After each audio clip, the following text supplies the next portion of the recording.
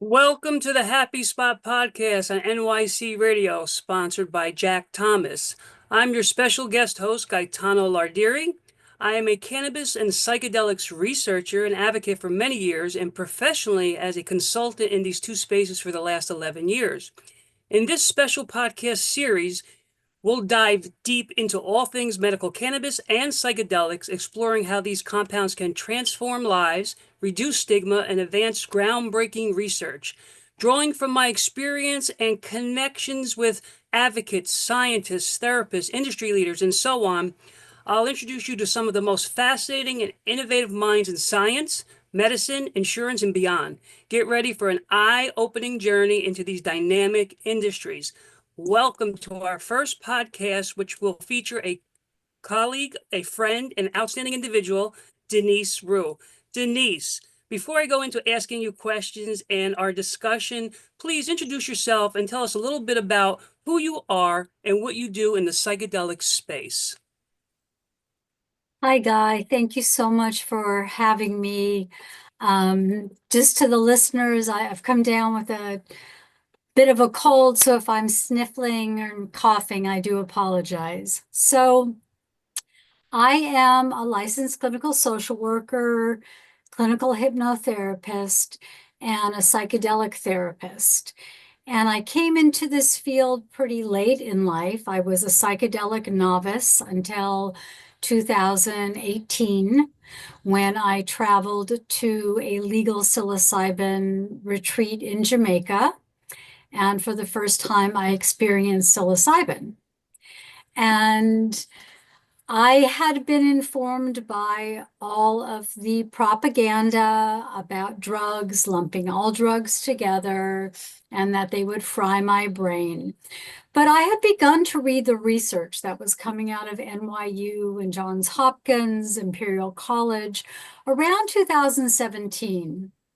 And I had been working with a really challenging population, highly traumatized, and I loved working with them. But as I started to read the research, some light bulb just went off, and I said, I think psychedelic therapy could really alleviate so much suffering for this population. And so, since I had never used psilocybin before, I went to this retreat. My first dose was transformational. I actually came out of my first dose and said to the retreat leader, I don't think I can go back to my job. And I had 3 more doses on that trip, and they asked me to come back and work as their therapist and then retreat leader. So in 2019, I moved to Jamaica and I led dozens and dozens of retreats. I've probably supervised about 1,500 psilocybin sessions. And then I returned back to the States in 2023, and I founded a New Jersey Psychedelic Therapy Association.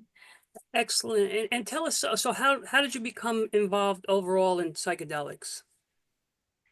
It was really from reading the research because as I said, I was a psychedelic novice.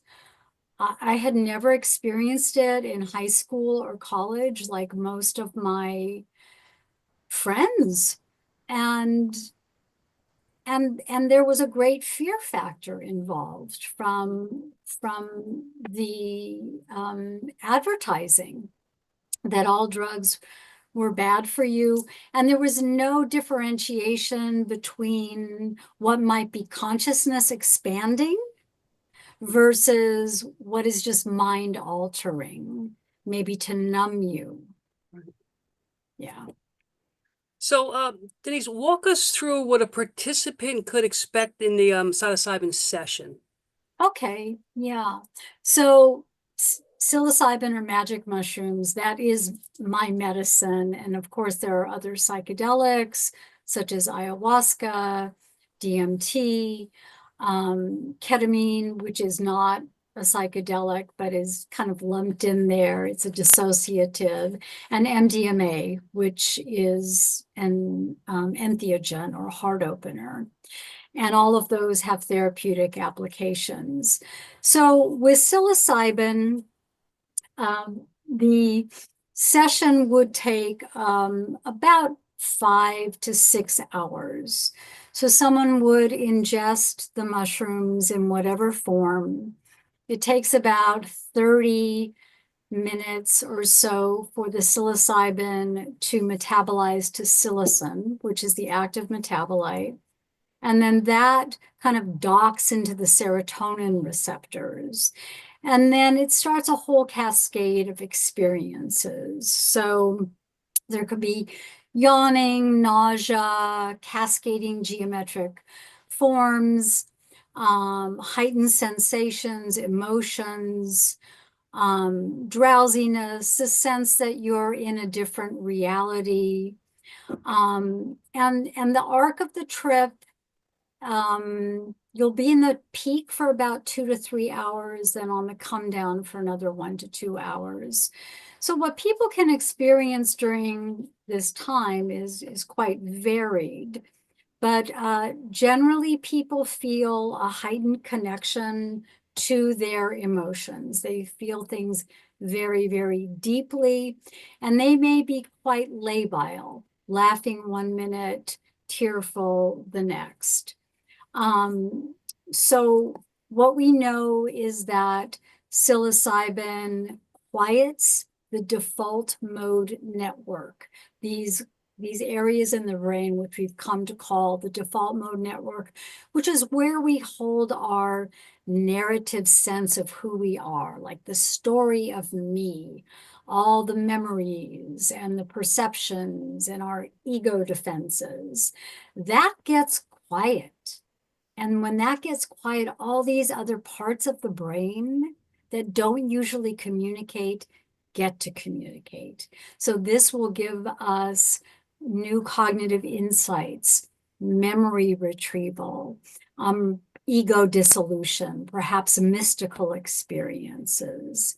And often our unhelpful beliefs about ourselves and the world, they are relaxed under the drug. So there really is an expansion of consciousness, which allows for great possibility for healing. So many people will say one session is like 10 years of therapy. And I know that sounds exaggerated, but you hear it over and over and over again because it gives you a completely new perspective. It allows you to access the core of your suffering without resisting it. And it allows you to feel a great expansion, a connection to your inner world, a connection to others, a connection to maybe a higher power. And it allows you to kind of transmute your suffering. So it's like a hero or heroine's journey. And people come out the other side rather than just have their symptoms muted and numbed. Understood. And Denise, tell us a little bit about any pre-medical screening questions, pre-medical question, and any consent. Can you talk a little bit about consent during before a session? Oh, absolutely. This is very important. So, although psilocybin is incredibly safe, it does not have any potential for addiction. It would be impossible to overdose. Um, but it isn't for everyone because it is temporarily destabilizing. And those folks who are already in a psychically destabilized place should probably not use this. So right now in the clinical trials, they exclude people who are actively suicidal, individuals with schizophrenia or a first-degree relative with schizophrenia and bipolar disorder. They're starting to do research on bipolar 2 disorder, and it may be that individuals with bipolar 2 might gain benefit from these medicines. The fear is that it could potentiate destabilization, worsening of symptoms, or a manic episode. But with consent, of course, someone has to be an adult and be educated about what might come up so they can give consent. And then usually within a setting, there's also consent for any therapeutic touch that might be used. Because in traditional therapy, we don't use touch. Maybe we'll shake hands when we're greeting a client. But because this work with psilocybin, with psychedelics, is so relational, we can use touch. So it's usually limited to touch on the shoulder, holding a person's hand to provide support if they're going through a hard time. So you would get written and verbal uh, approval for Right. any sort of touch. And you mentioned set and setting, and we know how important that is. Can you just describe a little bit what does the environment look like in a therapist's office or at one of these facilities, about the Yeah. blind shades and so on? Describe a Yes. bit of that, Denise. So set and setting is a very important concept, and that was found out in the 1960s when they were doing research. So this means the mindset of the participant coming in. How is the participant prepared? What mood are they in? What is the presence of support and comfort? So these all compose the set and the setting. So you would get soft lighting, you would get comfortable furniture, you would get blankets, it would be cozy and comfortable. And generally, at least in the clinical trials, there are two facilitators there, often a male and a female. But in the service centers, it's only one facilitator, like what is happening in Oregon right now, and what will happen in Colorado soon. Right. So in Oregon and Colorado, they have the psilocybin service centers. And I think Oregon's been about a year now, so we're going to collect some Yeah, very good data from those. And I think Colorado's starting their psilocybin service center services this year. So we'll yeah. talk a little bit more about that as well. What are some misconceptions about working with the psychedelics? Maybe you can talk about that, Denise. Yeah, so the use of psychedelics is not a risk factor for mental health problems. In fact, it's protective.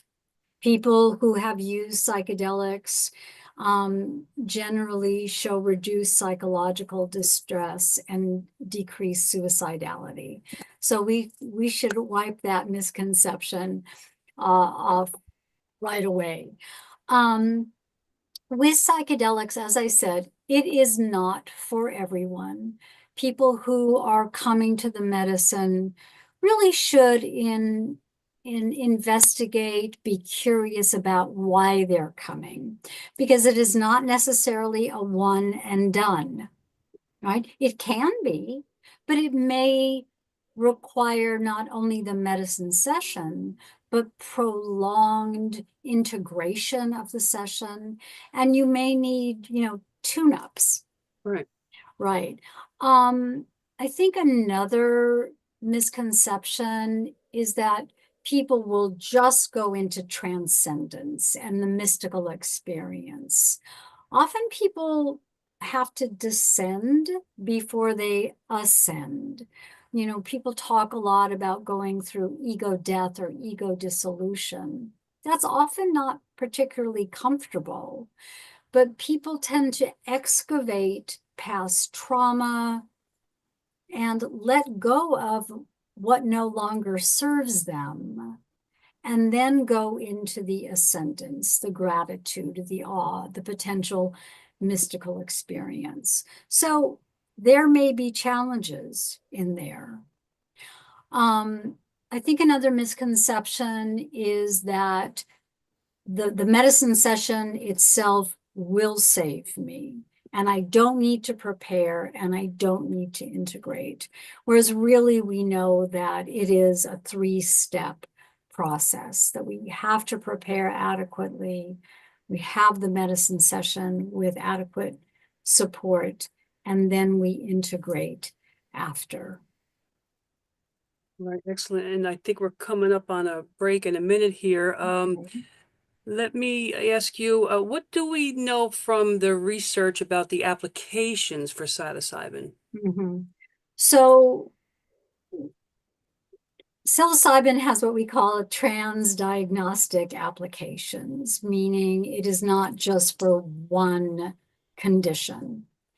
Psilocybin does have breakthrough therapy designation from the FDA for treatment-resistant depression and major depressive disorder, but it is beneficial with a slew of other conditions. So substance misuse, PTSD, generalized anxiety, end-of-life anxiety, and existential distress, OCD, eating disorders, chronic pain, and autism spectrum disorder. And there are so many research studies that are current and ongoing. So there's a lot of excitement about the potential for this medicine and other psychedelics. Yeah.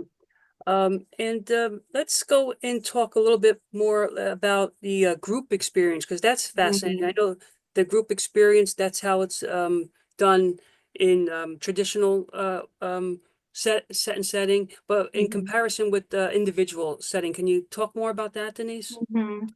Yeah, so that is my experience working retreats, working in a group setting. So I do believe this is how the medicine is ideally meant to be used. So when we are wounded, we're wounded in relationship. And so those wounds can optimally be healed in relationship. Of course, that does happen if we just have one facilitator or therapist with us. But when we're working in a group setting, it increases the opportunities for for understanding and compassion. And often with mental health conditions, people feel shame, they feel isolated, they feel alone.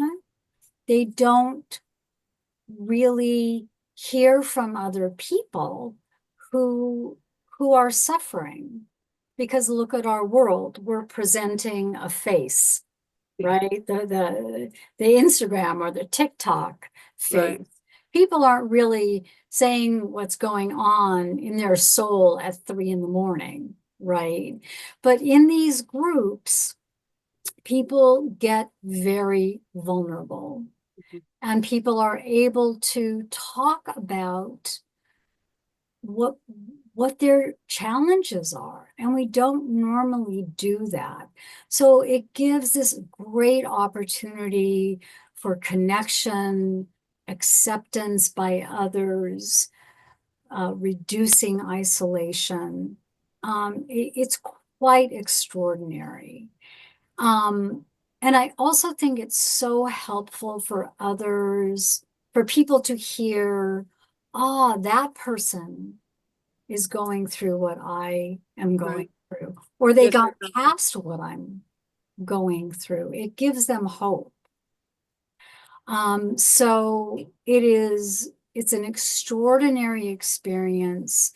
And I think we need to look to the group experience rather in addition to that individual clinical model. Okay, and we'll take a break now, and we'll come back and talk about microdosing and a few other things. So I guess we'll go to a break. Are you a conscious co creator? Are you on a quest to raise your vibration and your consciousness? I'm Sam Leibowitz, your conscious consultant, and on my show, The Conscious Consultant Hour Awakening Humanity, we will touch upon all these topics and more. Listen live at our new time on Thursdays at 12 noon Eastern Time. That's The Conscious Consultant Hour Awakening Humanity, Thursdays 12 noon on talkradio.nyc.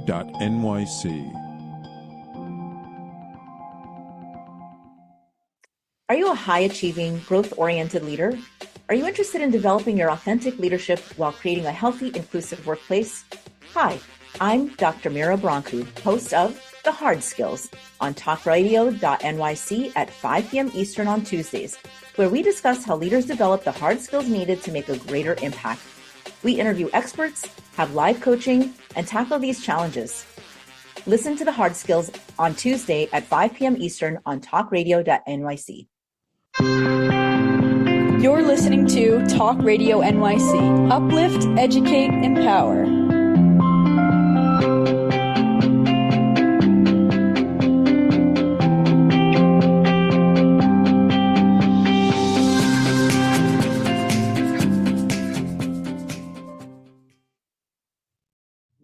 Okay, welcome back to Talk Radio NYC. So Denise, we did talk a bit about the group setting, and that is a fantastic model actually to get therapy out to the masses and for people who can't afford individual treatment, right? So maybe you can talk a little bit more about that model and maybe even microdosing.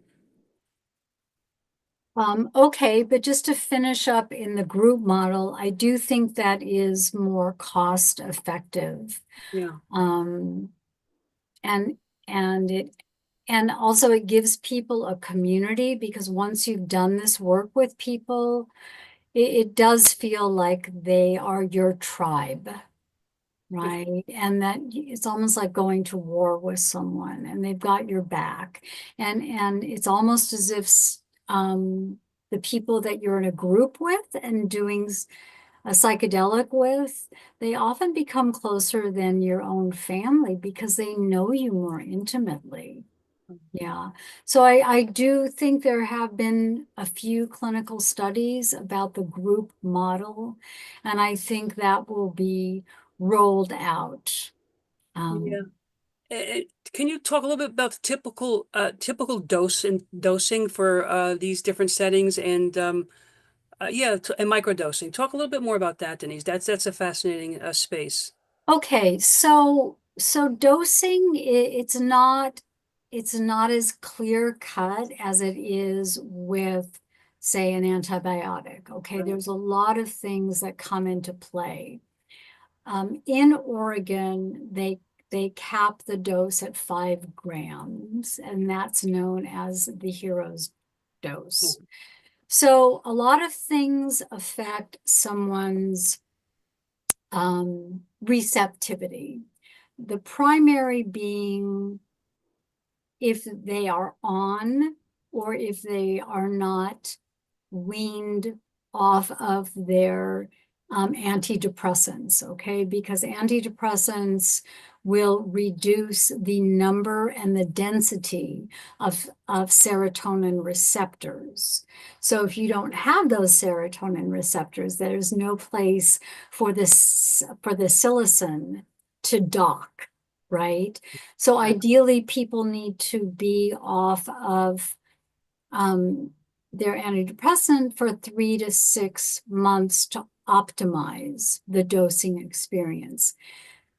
This is not to pill shame anyone at all. And people can take a higher dose in order to offset, but it's just not optimal, because being on long-term antidepressants does decrease the sensitivity.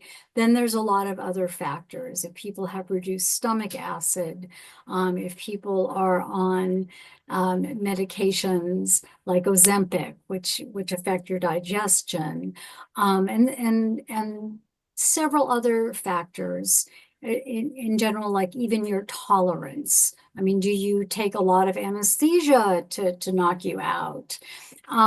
So it's not a direct science, and it really isn't linked to body weight. Okay. Right.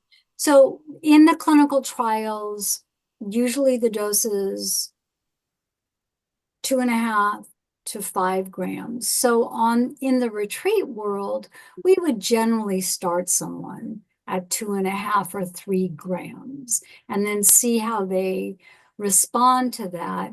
And then generally during the week, people might want to go up and to see what that experience might be like. So I don't believe that the bigger the better. You know, people get a little bit competitive in this, and there's this idea in the mind about, I've got to do the heroic dose. Well, let me tell you, some people can be off with the fairies at 2.5 grams, Yeah. not feel anything at 7. So it's not so dose dependent. We need to get away from that. And also it varies, because I believe that psilocybin, it's sentient, and sometimes it works, sometimes it doesn't. So, okay, microdosing. I'm not really a microdose maven here, but microdosing means you're taking a sub-perceptual dose.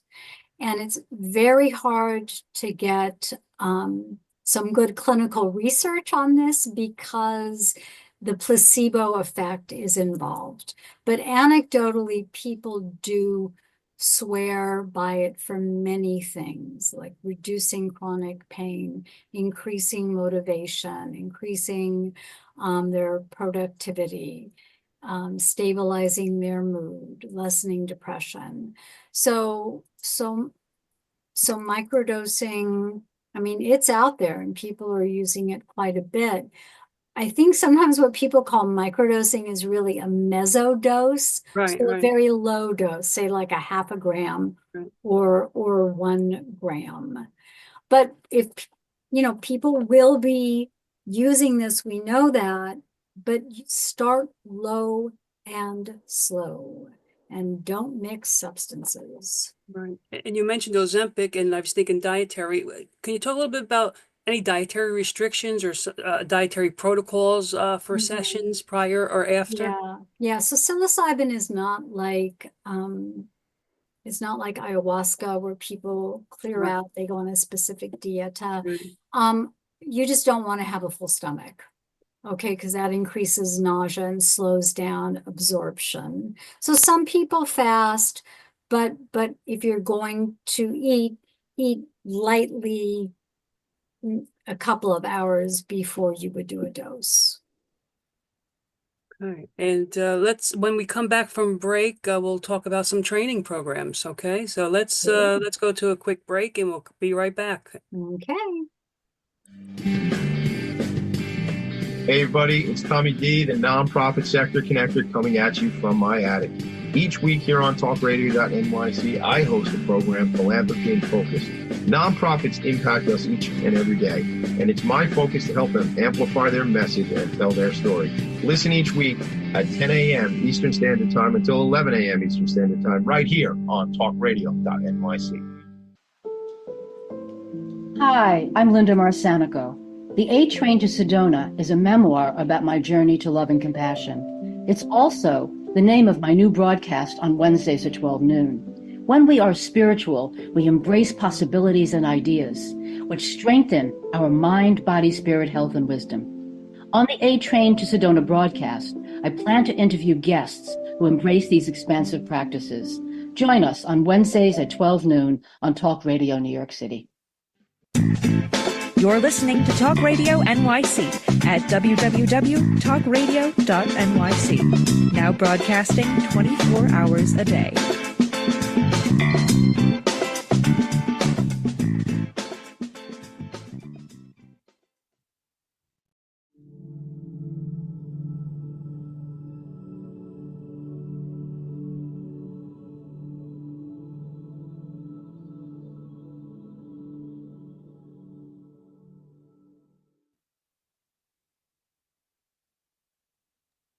Okay, welcome back to Talk Radio NYC. Denise, so there's lots of training programs that are popping up to train people to become psychedelic facilitators. Can you speak to about the most important qualities a facilitator should possess? Yeah. So since the change of the laws in Oregon and in Colorado, and there's a myriad of bills across the nation, training programs for psychedelic facilitators have sprung up across the country. So I think many people want to do this work. Many people are coming from a place of having had their own healing with psychedelics, and they want to bring that to others. I think what is most important is that people realize that this is such a privilege and such a responsibility. Because when people are under the medicine, they are at their most vulnerable. So this is to me psychologically tantamount to what brain surgery would be. We have to go in there with real mindfulness and real care. So coming in after examining the reasons why you want to come in and do this work, is it ego? Or are you really coming in with this idea of serving others? Because you yourself have healed your wounds, or the medicine has helped you heal the wounds, and you want to be in service to a particular medicine and to others, not to your ego. That's key to me. And coming in with humility. This is never about you. It is always about the participant and the medicine. You are there to hold space, to create a container that is sacred and safe. So the individual feels safe and they can relax, they can surrender and let the medicine do its magic, right? Ideally, you want to be non-judgmental, incredibly compassionate, very grounded, and able to deal with your own stuff, because things come at you in a medicine session. The participant can project a lot of stuff on you. I've been the great mother, and I've also been the witch. And the facilitator has to stay grounded and safe and be able to manage their own internal responses, track what's going on in their nervous system and navigate that so they can show up over a pretty lengthy session for the participant. You have to have an incredible knowledge base to do this work. It's not enough just to have gone through a few ceremonies. If you really want to prepare people and help them integrate, you not only have to have information and knowledge about the medicine itself, you have to know about human development. You have to have a great grounding in trauma and understanding of that. You have to understand about indigenous practices, maybe about myths and symbols and archetypes. There's a lot that you have to bring to this. And integrity. We do know that people have been harmed in the psychedelic space by facilitators who are therapists and not therapists. There's been incidents of sexual abuse, psychological abuse, and unskillful behavior. So we really have to be vigilant, because outside of Oregon and Colorado, this is not regulated on a national scale. I think the safety in having that regulation and having a licensing board is that the facilitator is accountable. Right now in the retreat world, there's really no accountability. So I think it's very important to understand what am I good at? What can I bring in service to others? Can I stay within my scope of practice? And I think you really have to be called to do this. It is a calling. Yeah, can you talk a little bit about the actual credentialing in like Oregon or Colorado? Is there a couple hundred hours that needs to be qualify you as a trip sitter, a facilitator? Can you speak a little bit more about the credentialing? So I might get this wrong. So it is X number of hours in the classroom space. Usually that's virtual. And then there are the practicum hours. Okay, so that would be in a practicum with non-ordinary states of consciousness, not necessarily psychedelics, but maybe breath work, meditation, but it's pretty clear that anyone who is working with psychedelics with others should have used the medicine. It's not required, at least it wasn't for the Oregon certification, but it absolutely should be. Because if you're hiking up Mount Kilimanjaro, you're not going to go with someone who's never been there. You want someone to know the terrain. So I think, Stanislav Grof, one of the earliest researchers, one of his models, when he was doing the research early on in Czechoslovakia, was that his facilitators had to have 5 personal psychedelic sessions, and they had to do, I believe, 30 sessions with a client while they were being monitored. So that sounds about right to me. I mean, you really have to be in the trenches. It is not enough to just read about this. All right. Yeah. And can you talk about advocacy and how did you become involved with the advocacy? Okay, well, I never intended to. But Yeah. when I came back from Jamaica and I hadn't lived here for 3 years, and a lot of my friends had moved away during the pandemic, I really thought one day, gosh, I have to meet other people who are doing this, because I didn't know anyone who was doing it. So I basically went on Meetup and I started this organization, and people came. Mostly they were ketamine therapists. And we just kind of threw this organization together. And we have 3 arms. One is education of the general public and other therapists or facilitators who are doing this work. So we offer monthly webinars, we offer supervision circles, and we do support groups for people doing this work.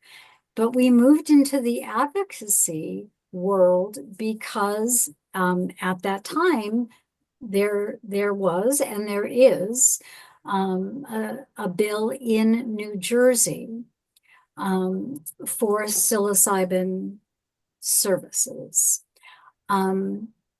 So we just sort of went where we were needed, and we joined a coalition with other individuals representing educators, physicians, uh, marijuana advocates. I mean, a whole slew of people with chronic pain and cluster busters, a really vibrant group. And we advocated, we lobbied, we spoke with the legislators. And so what happened with this bill is that we did get This is S 2283, correct? Yes, I'm Yeah. sorry. It is the Psilocybin Behavioral Health Access and Services Act.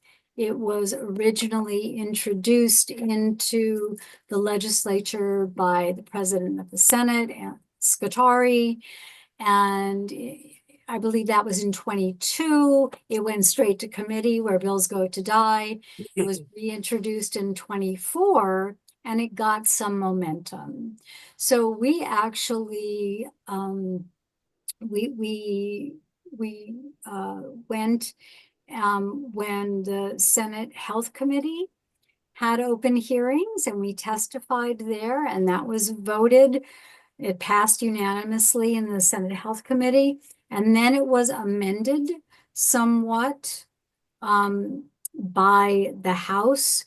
Then we did speak in front of the House, and they passed the amendments, and then it kind of fizzled. Right. And I think because the primary sponsor in the House, Herb Conaway, won his federal seat, and so right now, someone else in the legislature, Has in to pick it the up. assembly, has to pick it up.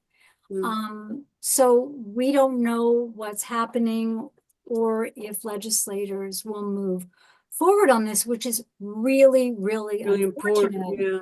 because a recent poll showed that 9 out of 10 Americans do Right. support Right. psilocybin services for Right. mental health conditions Yeah. and for general well-being. So Yeah. the populace is in support Yes, they of are. this, Like because they were there's, like they were for cannabis at 67%. We were the highest out of all the states. yeah, so Yeah. there's a recognition that what we're offering in mental health treatment is not working. Mhm. Medication, talk therapy, it's not working. It's not adequate. We have more tools in the toolbox Mhm. that are adequately researched, well researched, much safer than most over-the-counter drugs. So let's use those. And people really do need to speak to the legislators and voice their support for psilocybin services. Yes, absolutely. Call your legislators, and we'll go to a quick break. And when we come back, I want to ask you about the differences in maybe a 75-year-old taking psilocybin and a 25-year-old. So we'll go to break, and we'll come back in a minute. Were you an essential worker during the pandemic? If you needed to learn stages of epilepsy, did you depend on advocates? Did you use new innovations to cope with mental and neurological issues? Maintaining high quality of life and keeping good mental health are what we all strive for.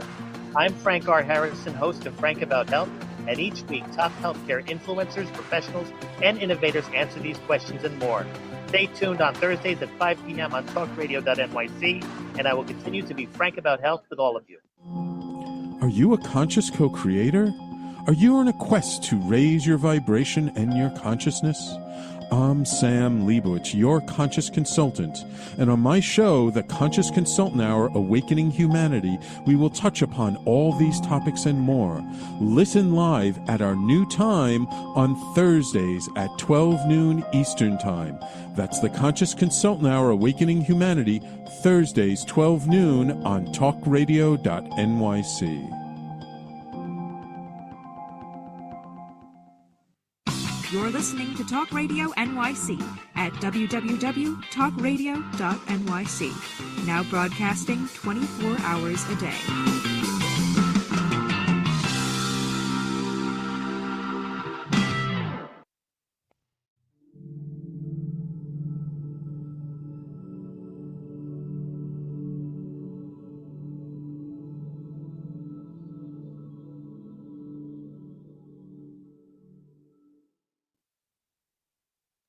Okay, welcome back to Talk Radio NYC. We're here with Denise Rue talking about psychedelics and psilocybin service centers. Denise, got a question about different age groups. Does a 75-year-old respond than a 25, different than a 25-year-old? Does a male respond differently than a female? Can you talk to that for a little bit?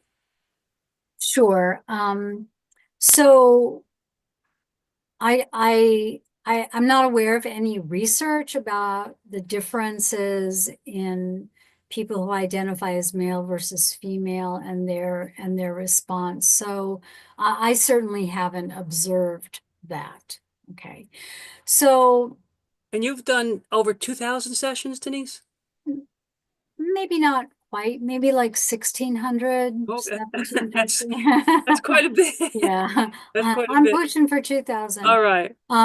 So, okay, I would say one thing about someone who is older, we tend to get more entrenched in our thinking and concretized over time.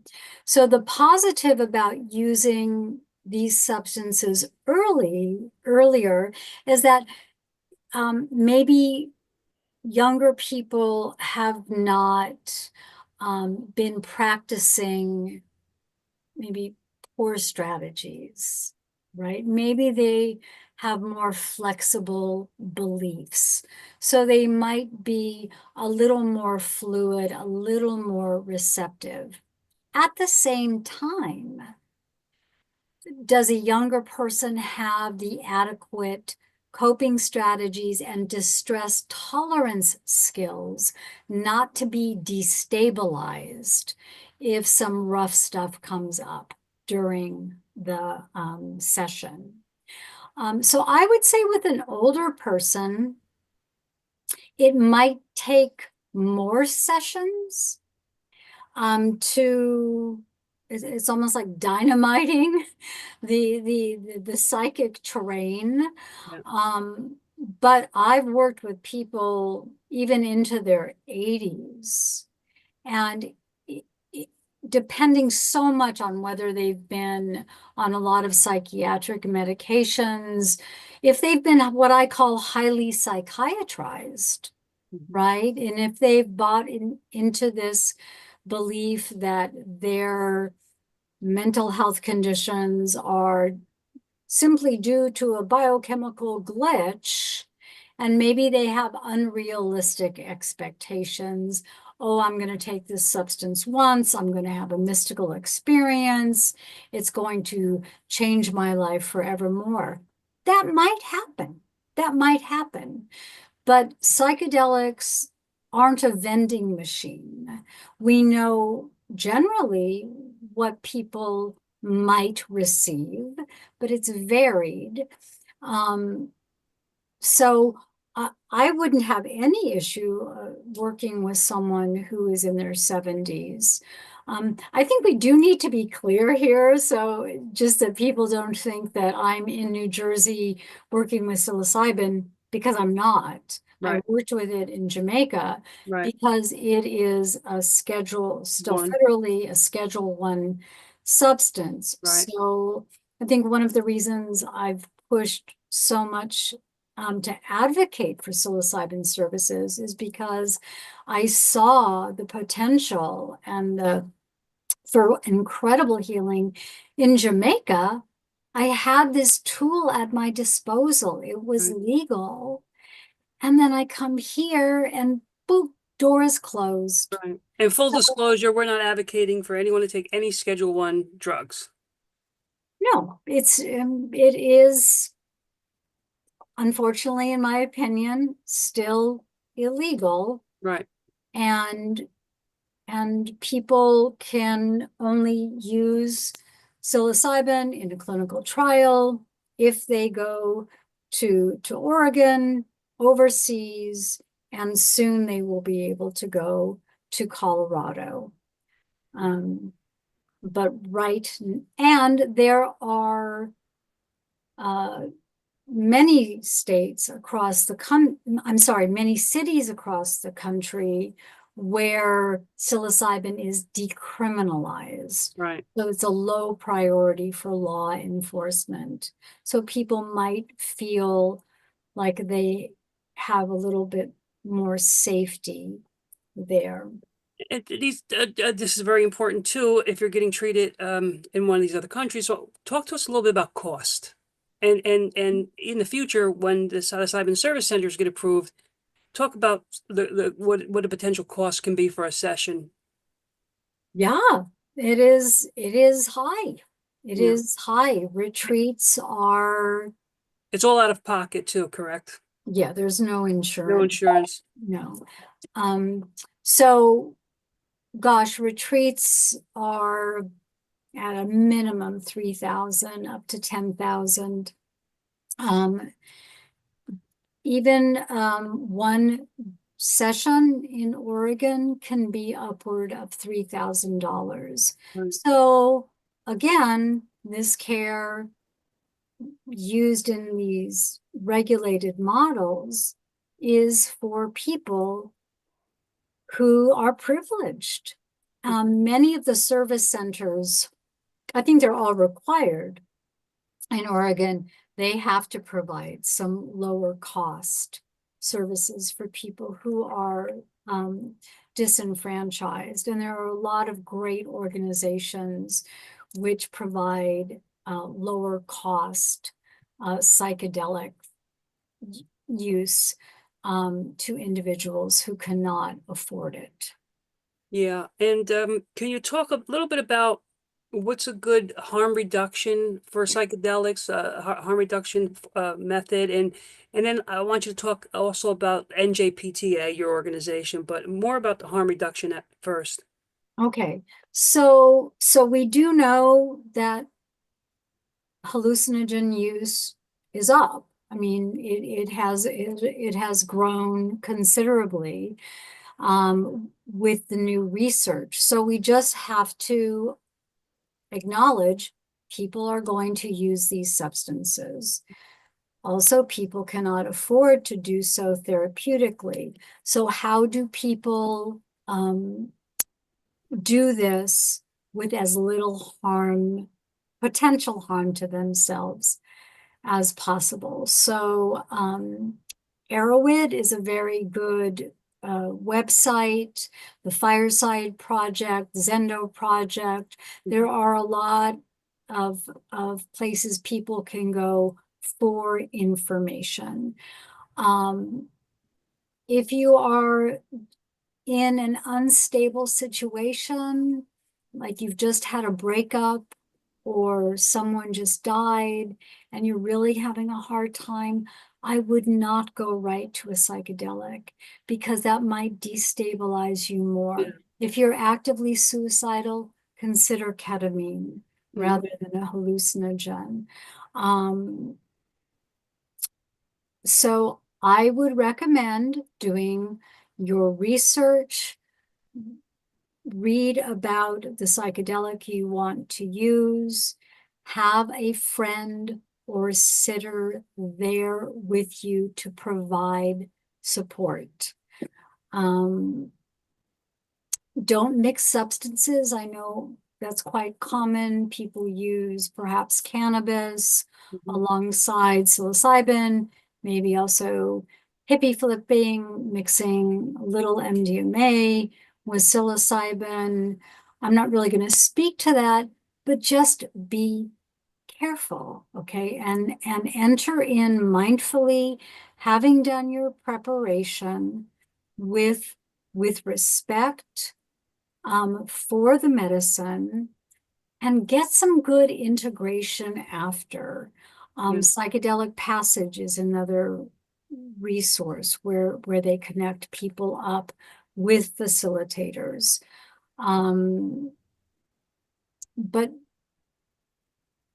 But be mindful, take care of yourself, and really ask yourself, am I doing this to escape an uncomfortable feeling? Kind of like the psychedelic bypass. Or have I really, really worked hard to deal with this particular issue? And I feel like I'm stuck. I've gotten as far as I can. And I really feel that this used mindfully might catalyze my healing. Start low with dose, start slow. Well, so Denise, we got 1 minute left. Can you just tell us about one really good success story with one of your clients? Oh boy, there are so Yeah. many. I can't just pick one, but I will say that what people access on the medicine that they haven't been able to access through traditional therapy is deep self-compassion. Most people know that they're supposed to be compassionate to themselves, but they've never had that embodied experience. So when people get that, when people really feel self-love for the first time, that's extraordinary. Best work I've ever done. So people can find out more through going to New Jersey Psychedelic Therapy Association, njpta.net. We have resources. It's free to join. There's a lot of good stuff going on in New York as well. So just do a little Google search Yeah. and call your legislators. Yes, call your legislators, join NJPTA, follow me, Gaetano Lardiri on LinkedIn. I post quite a bit there on psychedelics. And Denise, this was fantastic. We want to get you back, talk about more psychedelics. But yeah, thank you, Denise, for the premier podcast for psychedelics. So I appreciate it. My honor, always happy to spread the word. And Thank you. if we could ever get a call in, that would be super fun. Yeah, we'll get that Yeah. in the future, but this is our premier podcast, and we're going to have quite a few more coming up with some physicians, scientists, researchers from Canada, and so on. So this is going to be a fantastic series, yeah. And I appreciate the platform from Jack Thomas and Talk Radio NYC. So here we go. Thanks so much. Good night, You're very everybody. welcome. Good night, everyone.